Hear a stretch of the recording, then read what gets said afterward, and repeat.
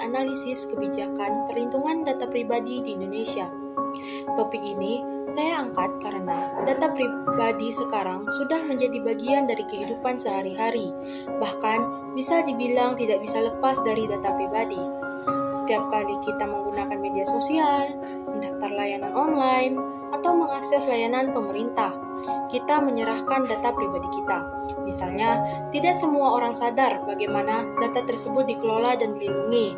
Oleh karena itu, kebijakan perlindungan data pribadi itu menjadi sangat penting untuk dikaji, terutama dari sudut pandang kebijakan publik. Perkembangan teknologi digital memang membawa banyak kemudahan, tetapi juga membawa risiko yang tidak kecil. Salah satu risiko terbesar adalah kebocoran dan penyalahgunaan data pribadi. Di Indonesia, kita sering mendengar berita tentang kebocoran data, baik dari lembaga pemerintah maupun dari sektor swasta. Sebelum adanya undang-undang perlindungan data pribadi, aturan mengenai data pribadi masih tersebar di berbagai peraturan dan belum terintegrasi. Nah, akibatnya perlindungan data terhadap data pribadi masyarakat belum maksimal. Nah, kebijakan ini hadir untuk menjawab permasalahan tersebut dengan tujuan melindungi hak privasi warga negara, meningkatkan kepercayaan masyarakat terhadap sistem digital, serta menciptakan kepastian hukum. Kebijakan ini dipilih karena masih relatif baru dan masih berada dalam tahap implementasi, sehingga menarik untuk dianalisis. Dalam analisis kebijakan publik, memilih model implementasi yang tepat sangat penting. Pada analisis ini, saya menggunakan model implementasi kebijakan dari George C. Edward III. Nah, model ini berangkat dari pemikiran bahwa kebijakan yang sudah dirumuskan dengan baik tidak akan berjalan dengan efektif jika tidak didukung oleh faktor-faktor implementasi yang memadai. Yang dimana artinya keberhasilan kebijakan tidak hanya ditentukan di atas kertas, tetapi sangat bergantung pada bagaimana kebijakan tersebut dijalankan di lapangan. Nah, model Edward III relevan digunakan karena kebijakan pelindungan data pribadi merupakan kebijakan nasional yang bersifat top-down dan melibatkan banyak faktor. Jika kita melihat implementasi kebijakan perlindungan data pribadi menggunakan model Edward III ini, terlihat bahwa kebijakan ini masih menghadapi berbagai tantangan. Dilihat dari sisi komunikasi, meskipun regulasi sudah ditetapkan, pemahaman masyarakat dan pelaku usaha terhadap isi kebijakan ini masih belum merata. Banyak yang masih menganggap perlindungan data hanya sebagai urusan teknis, padahal ini berkaitan dengan hak warga negara. Dari sisi sumber daya, keterbatasan SDM yang memilih keahlian ini di bidang perlindungan data menjadi kendala utama. Nah, selain itu, lembaga pengawas belum sepenuhnya siap menjalankan fungsinya. Hal ini menunjukkan bahwa beberapa asumsi terhadap teori Edward seperti kesiapan sumber daya dan struktur birokrasi yang efektif belum sepenuhnya sesuai dengan kondisi di Indonesia. Baik, selanjutnya kita masuk ke evaluasi kebijakan. Nah, evaluasi kebijakan ini bertujuan untuk melihat sejauh mana kebijakan perlindungan data pribadi telah mencapai tujuan yang ditetapkan.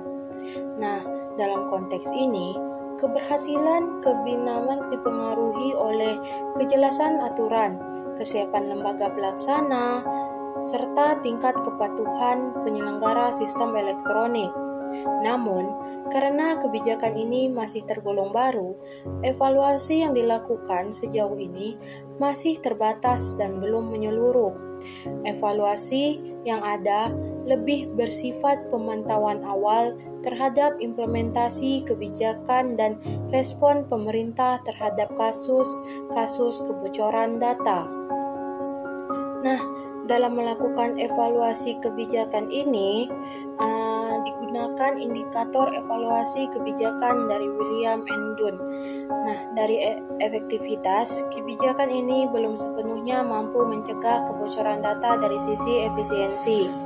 Penggunaan sumber daya masih menghadapi berbagai keterbatasan, baik dari sisi anggaran maupun dari sisi SDM.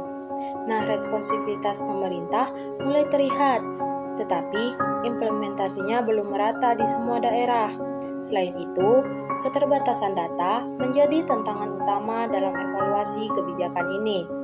Data resmi yang tersedia masih terbatas, sehingga kesimpulan evaluasi yang dihasilkan masih bersifat sementara.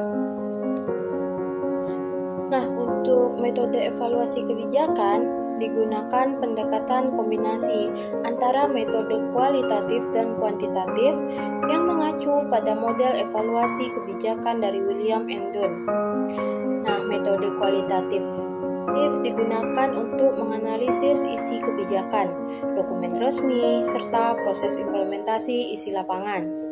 Sementara itu, metode kuantitatif digunakan untuk melihat tren kasus kebocoran data dan tingkat pengaduan masyarakat. Pendekatan kombinasi dipilih karena mampu memberikan gambaran evaluasi yang lebih komprehensif. Selanjutnya, pendekatan kombinasi memiliki keunggulan karena dapat menangkap berbagai aspek kebijakan secara lebih utuh. Namun, metode ini jika memiliki keterbatasan, terutama karena data kuantitatif yang tersedia masih terbatas dan dampak kebijakan belum dapat diukur dalam jangka panjang. Meskipun demikian, metode ini tetap relevan dan realistis digunakan untuk mengevaluasi kebijakan pelindungan data pribadi yang masih berada pada tahap awal implementasi.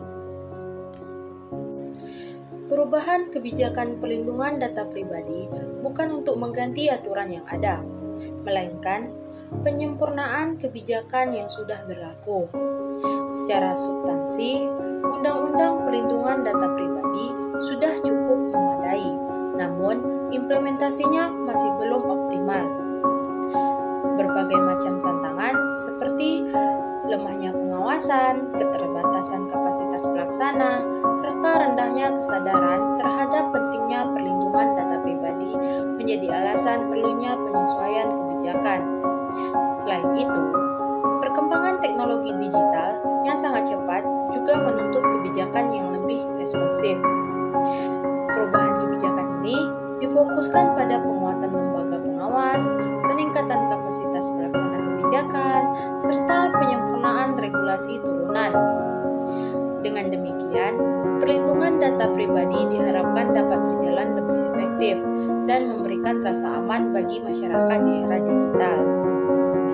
Berdasarkan hasil analisis dan evaluasi, kebijakan perlindungan data pribadi sebenarnya sudah berada di jalur yang tepat, tetapi masih perlu disempurnakan.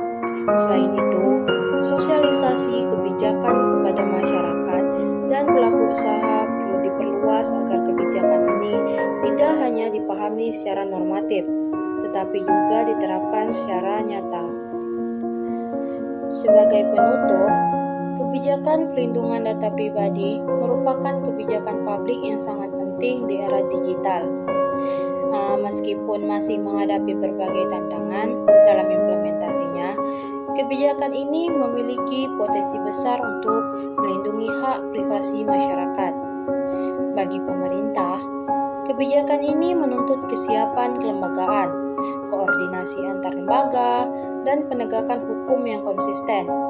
Sementara bagi masyarakat, kebijakan ini mendorong kesadaran bahwa data pribadi adalah aset penting yang harus dijaga.